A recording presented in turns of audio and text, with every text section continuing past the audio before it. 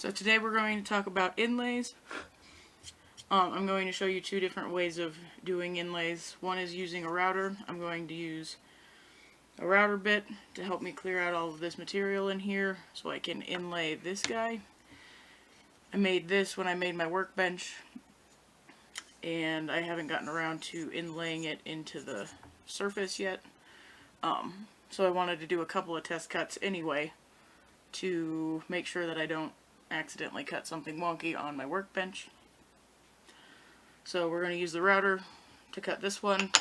I'm going to use my chisels and other hand tools like this router plane to clear out the material in there, and it's going to be a little butterfly. Butterflies are pretty common to use in woodworking because they can span a crack and stabilize said crack to keep it from spreading. They can also just be used for decoration. I know a lot of people who use them just for decoration. This one is made out of some nickel silver I had laying around. And so it would just be a decorative one. I wouldn't really want to trust a 1/16 inch piece of metal to hold a crack shut. So I'm going to go ahead and talk to you a little bit about the router. This is a DeWalt trim router. I prefer to use it with its fixed base when I'm doing inlays. I do have another router base for it, and it's a plunge base, which would make the depth adjustment go a little bit easier. But in this case, I like to have this little window here. This router has a light that shines down towards the bit, so I can actually see what's going on. And it gives me something to hold on to while I'm trying to move this around. The plunge base does have handles, but I don't like having my hands up high when I'm trying to control it. This allows me to have my hands on the surface, and I can shift this around pretty easily without taking my arms or my hands off of my work surface. This bit is a 1/4 inch spiral bit. I think I got this particular one at Rockler, maybe? I know one of my 1/4 inch bits I did end up getting at Home Depot, so it doesn't have to be a super expensive bit. You can use a straight bit. I prefer these spiral ones because they give me a cleaner cut, and they're better for plunging down. A straight bit, hang on, let me grab, would look similar to this. It wouldn't have this bearing at the top. It would just have these flutes coming up the side. These will work in a pinch, but I prefer the cut that I get with my spiral bits. They are a little bit more expensive, but to me, these bits will last a lot longer than those ones anyway, so I might as well spend a little bit more up front and be more content with the result. So as far as setting up the router, currently I have it set to about half the thickness of this piece.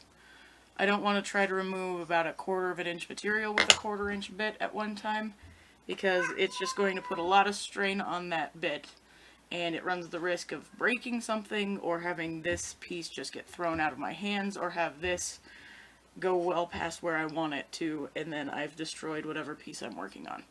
So I'm going to take some light passes. This I'm pretty confident I can do in 2 passes. So I've set it to half the thickness. I'll go ahead and route out most of the waste. Then I'll make the adjustment and get it down to its final depth. And then I'll slowly start sneaking up on my lines. Normally you would use a knife to cut these. Because this is just a practice piece, I'm not super concerned about getting this to be dead on perfect. For the butterfly, I did go ahead and use a knife to mark that out.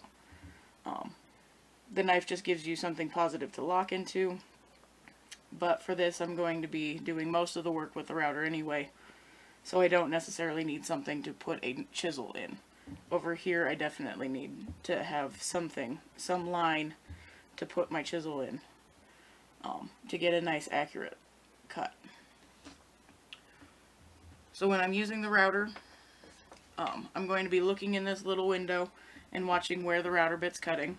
It might be easier when I get to this side to flip the board around so I can sneak up closer to that line. We'll see once we get that far. But when I'm starting it, I want to rock it back on the back side of this because this isn't a plunge base. I don't want to start this with the bit in contact with the wood. I'm going to keep it tilted up like this. I'll turn it on, drop it down into the cut, and then I can start cutting. This is going to be loud, so you may want to turn down the volume on your computer, or I'll turn off the microphone for this part. That way I don't make you all go deaf. So enjoy the routing process.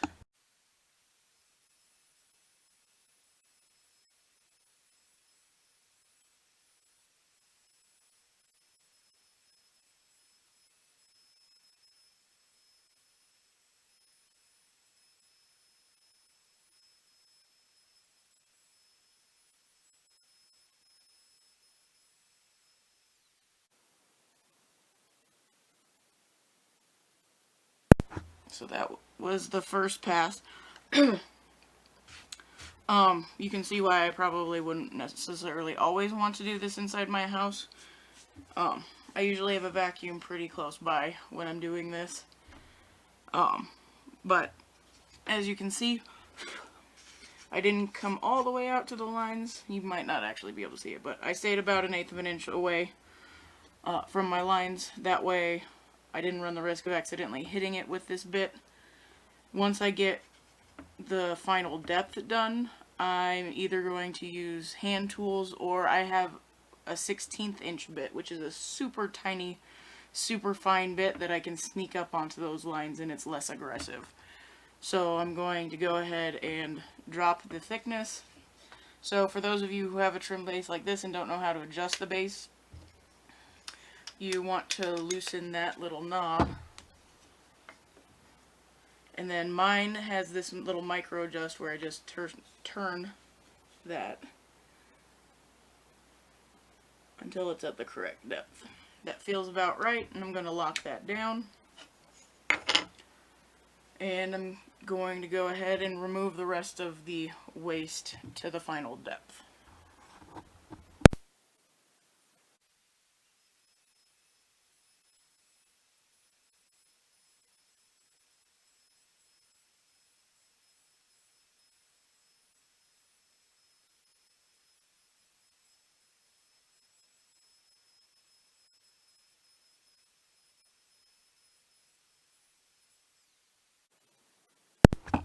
Alright, so now I've got all of the excess material routed out.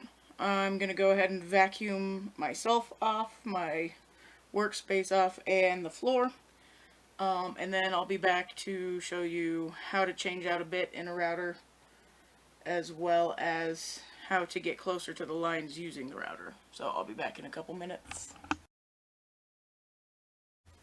So when I was changing out the router bit, I realized that I didn't have the microphone on. So now I'm going to show you how to change a router bit on one of these trim routers. These ones are pretty nice. They have this little locking button right here.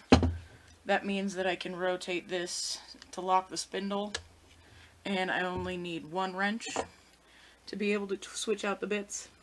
Before I have my hand in contact with the bit, I want to make sure I've either unplugged the router or turned off the switch, or the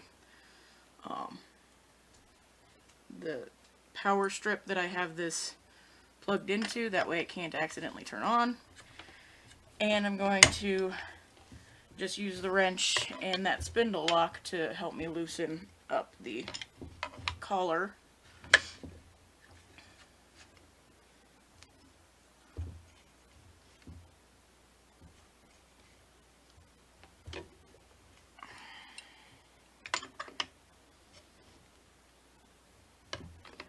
Because I've tightened this pretty significantly, it's going to take me a minute to get it loose. This is kind of tight quarters. If I find that the base gets in the way, I can always remove the base to make it easier on myself.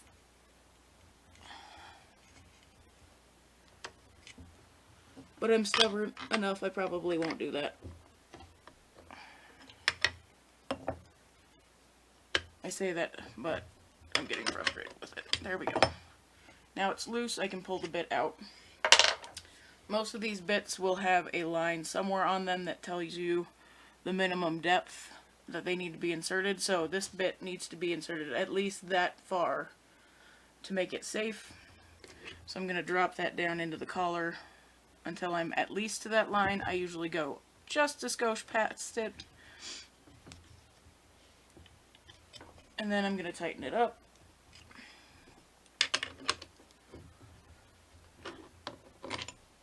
On routers, this is the one machine in the shop that I will give you permission to kind of go gorillas on. You want to make sure that you're locking that bit in nice and tight. You don't want this bit being able to shift up and out of the router while it's spinning. It's spinning pretty darn fast, and if it drops out, it can either cut through your piece and into your work surface, or if you're using a router table, it can work up out of your piece and do terrifying things.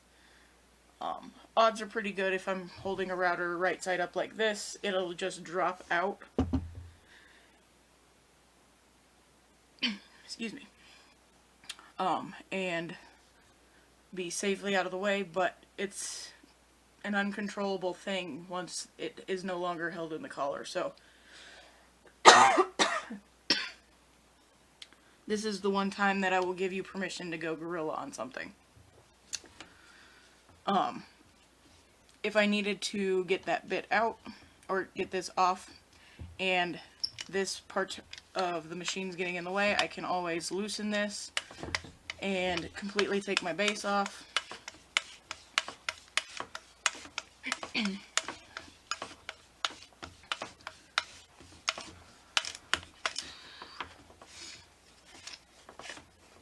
Just like this. There we go. And that makes it so that I have more control and I have better access to that bit. But I can also now put on my other base. But right now, I'm just going to put the trim base back on because that's what I use the most during inlays. I did make a Sharpie mark around my little piece while I was vacuuming up the dust. That way it's easier for you to see what's going on and how close I'm getting to that line. But now I'm ready to get started and slowly sneak up on that line. So it's only about half the thickness of that piece again. I don't want to try to do all of this in one pass because that's a lot of stress on this tiny little bit. So I'm always going to be working clockwise. If I try to go back this direction, so counterclockwise, it's going to do what's called a climb cut. It's going to grab the router and actually want to run away from me a little bit. So I prefer to always go with what's called a traditional cut. It's just a little bit safer, and for me, I have better control.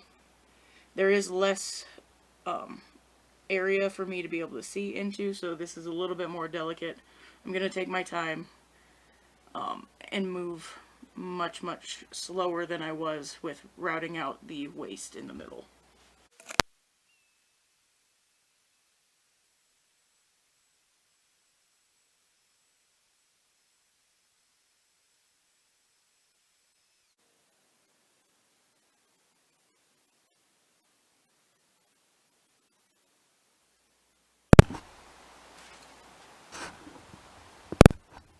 As you can see over here, I'm getting pretty close to that line, but I'm still not touching it. I'm going to get close to the line all the way around, and then I will come back and actually get right up on that line. This is going to take a while, so I'm going to turn the camera off. I'll come back when I'm ready to make that final pass. I do suggest that any time that you're using a router, you are either using some really good safety glasses or you're wearing a face shield of some sort so that the dust doesn't get in your eyes. I'm just wearing my glasses right now, and I'm probably going to go find my safety glasses because I'm starting to get particulates coming around my glasses into my eyes.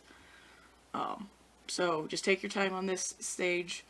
If you don't have a router, you could do this with a Dremel. You could do this with, like I said before, you could take and drill out the waste using a hand drill and some drill bits. This is my preferred method. What I'm telling you today is just my way of doing stuff. This is probably not what Andy would teach you in the class. So, you have to come up with your own way of doing inlays that works for you. I'm not going to tell you that this is the only way to do it because this is probably not even the best way to do it. This is just the way I've done it and the way I've had success doing it. So I'll be back in a couple of minutes once I get this closer to that Sharpie mark. Alright, so now you can see that I've gotten pretty close to my line. In some places I'm actually touching the line, which I did on purpose. That way I don't have to have the camera running when I fit most of it. Over here and over here, there's still a bit of material. When you're making these final little adjustments, you want to have some very firm pressure down on the base of the router, because it's going to want to grab and catch and run, and if you do that, then you're going to hit your lines or you're going to go past your lines.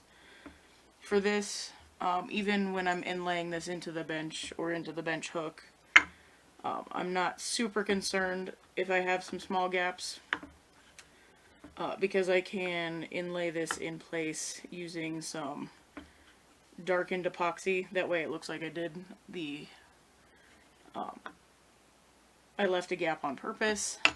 But if I do have the router bit kind of go and wander a little ways past my line, it's going to be very obvious that that's not something I did on purpose.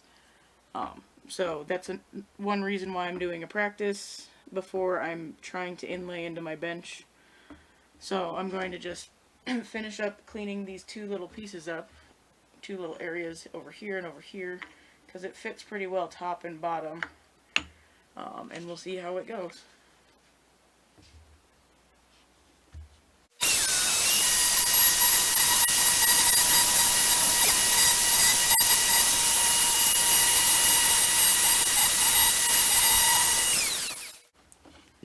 So we'll see if that fits now. Still a little snug on those outside edges. I think there's a little lumpy bumpy bit right there that I'm going to remove and see if that will allow it to drop in.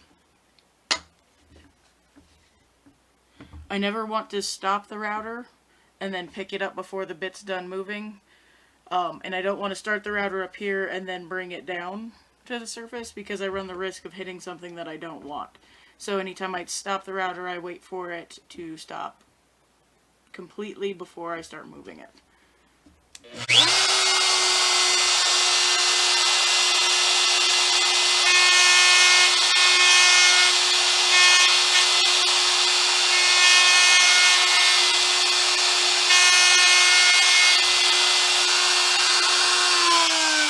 I also pull it away from the area that I was cutting before I try to stop it, because while I'm hitting the off button, it may shift the router one way or the other.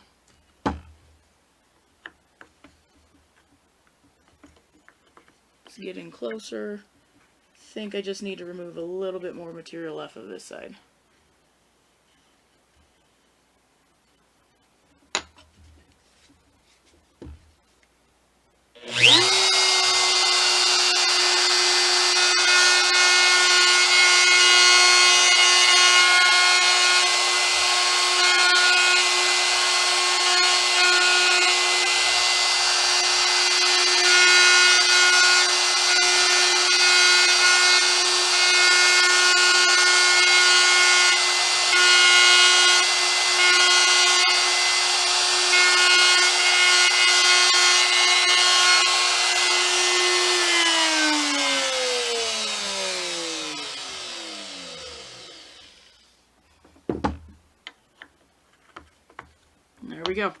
it'll fit down into that top spot, or the top area.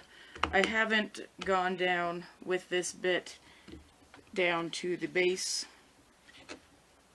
and now this might be stuck.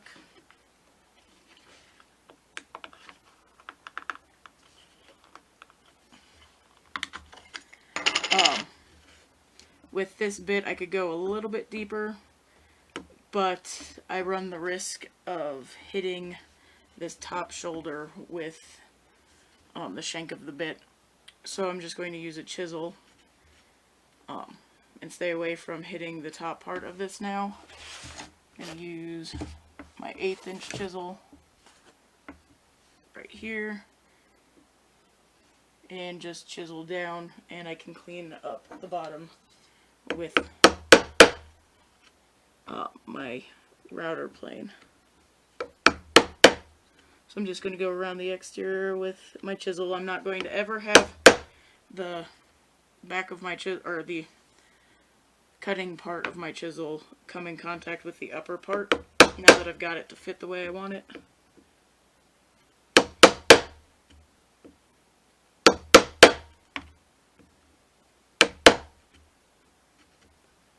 So I'm just going to go around and chisel like this for a couple of minutes, and then I'll show you how to clean up the bottom.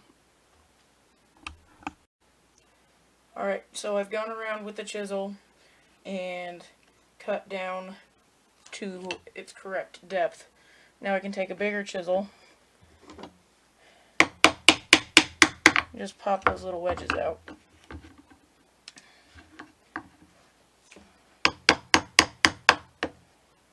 Because this is so deep, I can be fairly aggressive with it.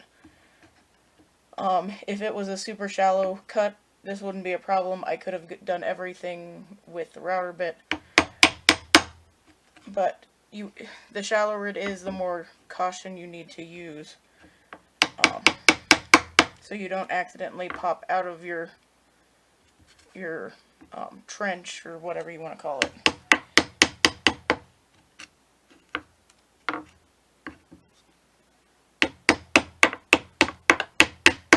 So I'm just going to go around and pop all these off.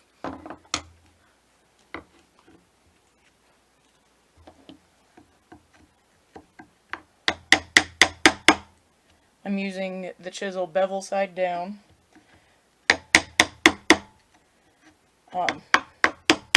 Because if I use it bevel side up, I'm probably going to just drive this down into the piece instead of popping up the wedges that I'm trying to do.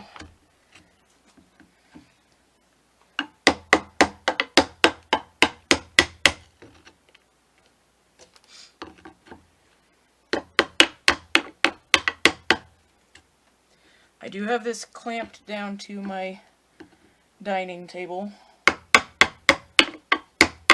If I was with my workbench, I could have had this pinched between bench dogs, but at home I have these Irwin Quick Grip clamps, and they seem to work just fine.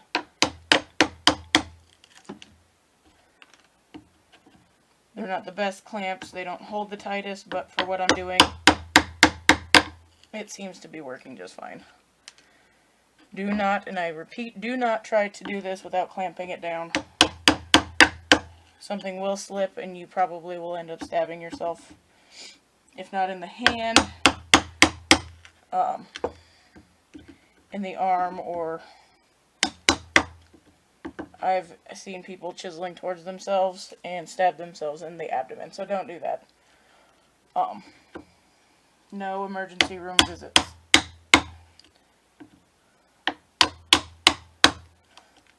Alright, so I've gotten all of the big chunks popped out. So at this stage, what you could do is go through with the chisel and clean up the surface. With a chisel, I have this router plane. So I'm just going to push this down so that it's touching the surface of my the hole that I've cut. and I can lock that down nice and snug, because this one in particular likes to shift, and I can use that to clean up the depth all the way around the outside.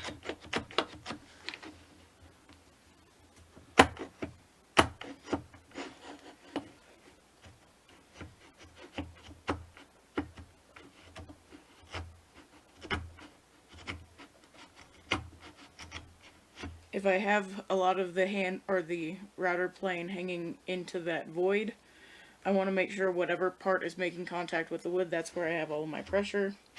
The other hand is just helping to guide it.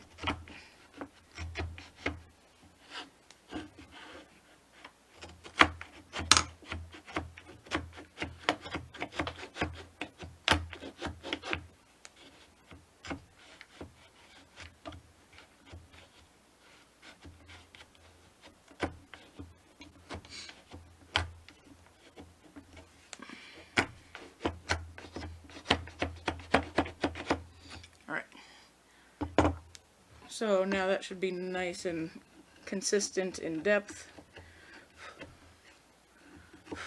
So now I'm going to go through, probably with my 1/4-inch chisel. These are my carving chisels. These were my first set of chisels, and so they're not my favorite ones. But they do the job when I'm carving, or if I'm having to do a lot of paring. It's nice to have 2 sets of chisels, one that I don't mind if I beat up a little bit, and then the other one that are my good working bench chisels. So if you bought the Nerix ones and you're not happy with them, don't get rid of them. Keep them around. You can use them for other functions if you upgrade and get a better set of chisels.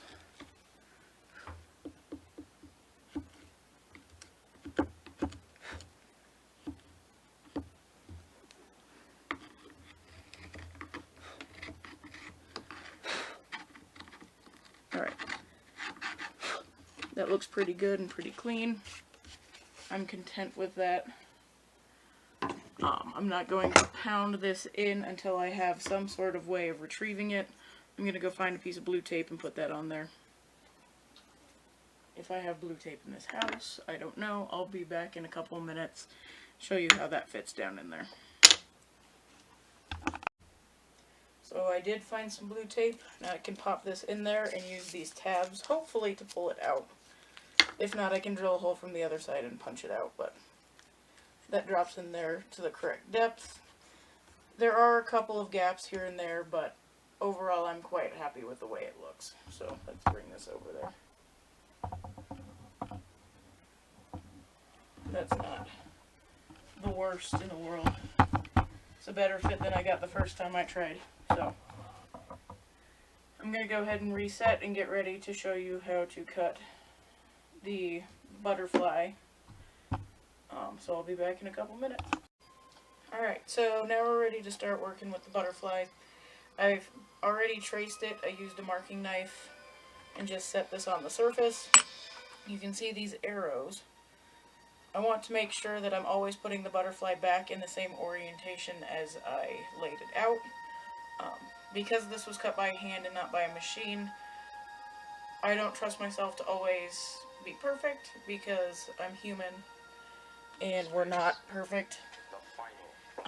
So I know that there's some irregularities going on with this particular butterfly. I want to make sure it's always lined up the same way. So I have arrows, and if I have the arrows lined up together, I know that it's in the same orientation all the time. Let me turn that off. Alright. So just use your knife. Be very careful. If this shifts at all while I'm marking it out, it's going to make it gappy. You can use some double-sided tape to stick this to the surface, and then you can pry your butterfly off. If you have a wooden butterfly, be very careful with that, because prying it up, you can cause it to crack or fall apart. This metal one would be just fine. Again, this is a nickel silver one. And I would just use this for decoration, not really for anything structural. So I have my piece clamped down relatively well to the surface. I mean, I have it clamped at the back side of it, so it does shift a little bit.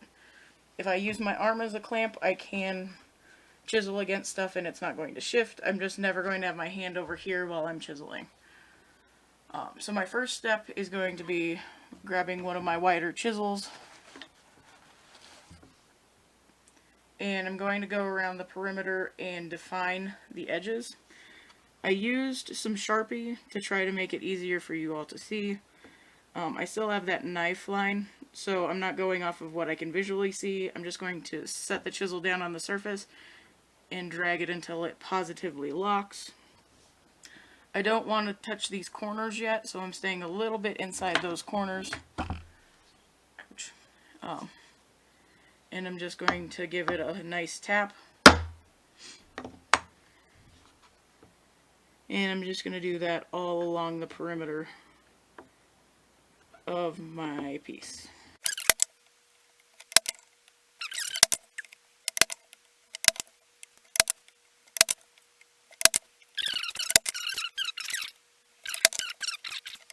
Alright, now that I've gone around the perimeter, I can take and use the chisel bevel side down. I could do it bevel side up as well, I guess. And I'm going to pop out that little wedge of material. Because this is super thin material that I'm inlaying, I don't have to go too deep. I'd rather have this stick a little bit proud and have to trim that down a little bit, rather than have to flush the board up to it. So I'm going to stay a little bit on the light side.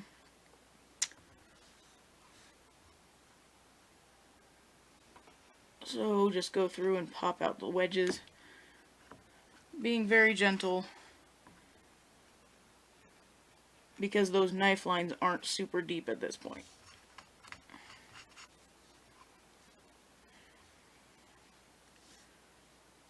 I'm going to unclamp this because I can't do what I need to do. I can't move it around like I need to.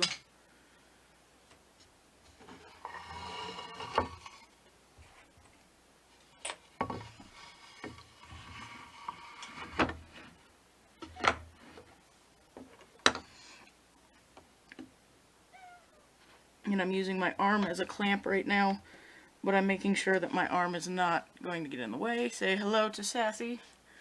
She's checking up on my work, apparently. Making sure that I'm doing everything okay.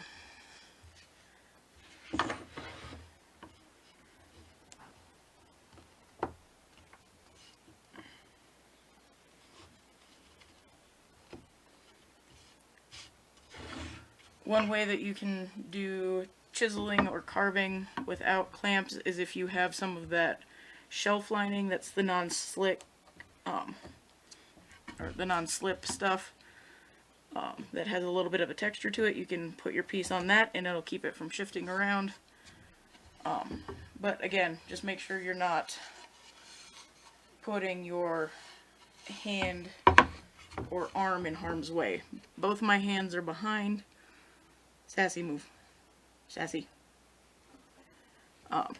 They're behind the cutting surface. That way if something slips, it slides harmlessly away from me. And if the cat's butt's not in the way, then it should slide harmlessly away from her. Come on, off. Go, go. Go, go. Alright, so I've gone around the perimeter and established that basic cut. I'm going to now go a little bit deeper. I don't have to go super deep with this one because the brass or the nickel silver is so thin.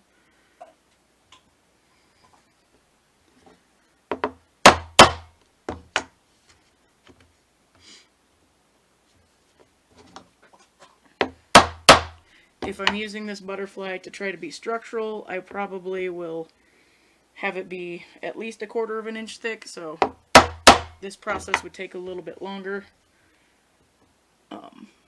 But I didn't have anything that I wanted to make a butterfly out of anything thin enough here at my house.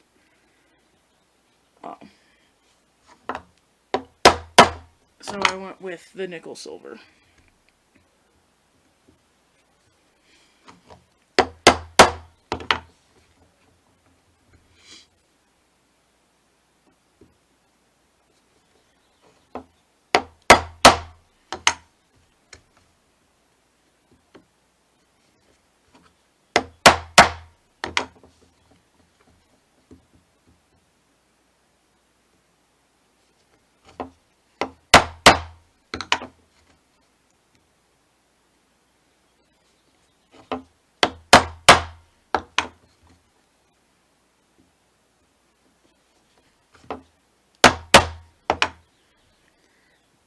So now that I'm around the perimeter, I'm going to take and do that same process of popping out the wedges. And then I'll come back and we'll talk a little bit about how to clean the excess material that's in the middle out. Alright, so I've popped out all the little wedges.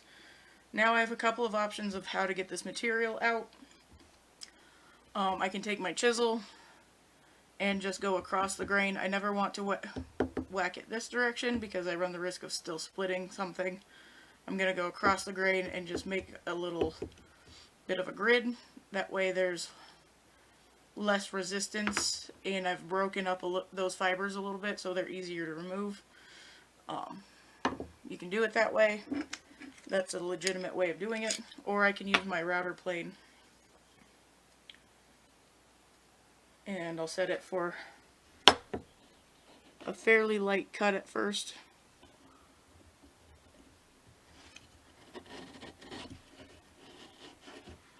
And I can just remove the high spots that are left from me not removing any material. And I can use my little hammer and slowly adjust the cut until I get to the depth that I want.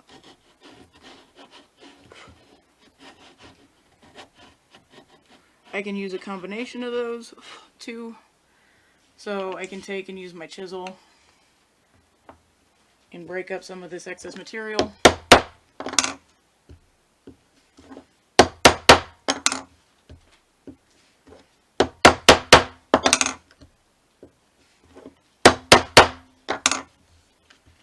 Always cutting across the grain, not with the grain.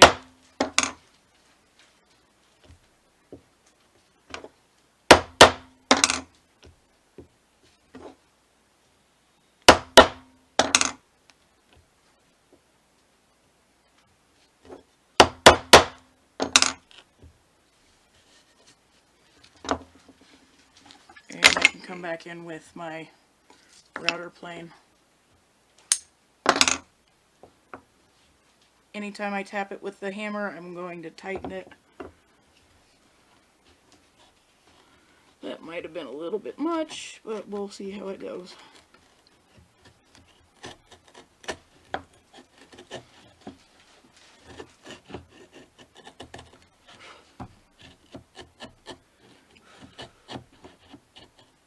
And that's pretty close to the depth that I wanted. You could use a router and a router bit to get rid of this excess material in the middle as well. If I'm doing a large butterfly, then that's exactly what I'll do. I will use the router bit and clear out most of the material. Then I'll come in with the chisel and chisel those sides.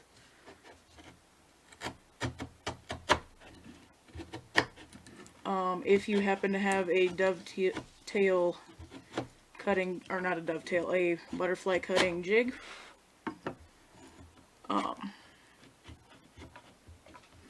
you'll use the router and a bushing to cut the inside, so this piece, and then you'll use another bushing to cut the piece that fits in there.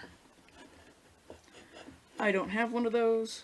I've made several of them on the laser, but I've never been happy with them. I prefer to do it by hand. because I have never had much luck with an inlay set of bits. So again, I'm going to take a piece of blue tape and put it on here so that I can actually get this off when I want to.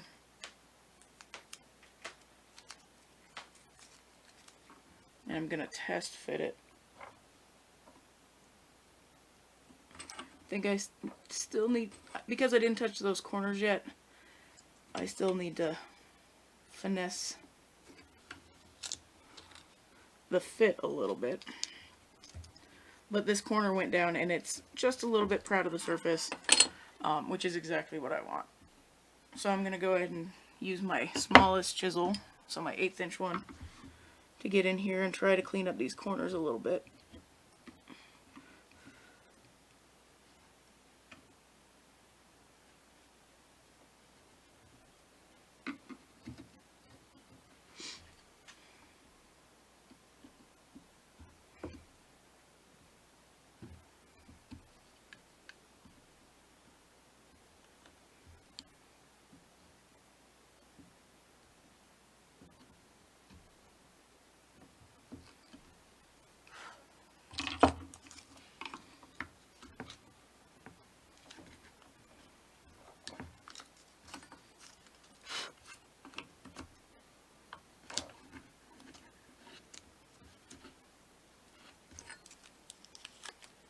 May have had that backwards anyway.